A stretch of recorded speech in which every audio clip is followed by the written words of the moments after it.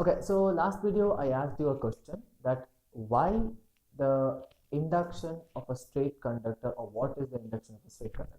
Okay, so the answer is 0. All right, now why? Because see, induction happens when a magnetic field comes in contact with a coil, correct? Right, so if you have a straight line, then magnetic field will be circular in nature, so there is no linking of magnetic field with a current carrying conductor, right? So there is no linkage. That is the reason the self inductance for this is 0.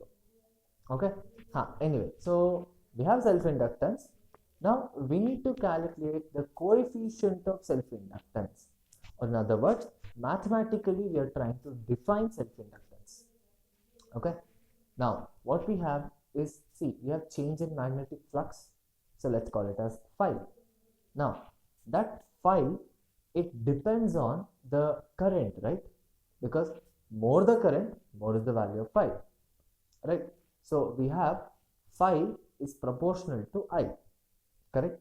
So to remove the proportionality, you introduce a constant. So we get phi is equal to L into I. So this L is what we call as coefficient of self-induction. Okay, so we have L is equal to phi divided by I. Suppose, let's say, we pass a current of 1 ampere and we get some flux, let's say we get a flux of 1 Weber, then we define the coefficient of self-induction as the amount of magnetic flux linking with the coil when 1 ampere of current flows through the circuit.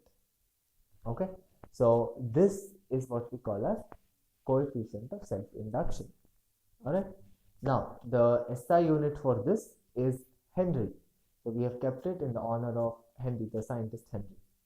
So now see, we got the value of L.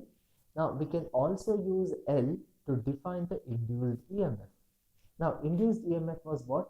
By Faraday's law, we have E is equal to d phi by dt with a negative sign. Yeah, so we're just considering the magnitude.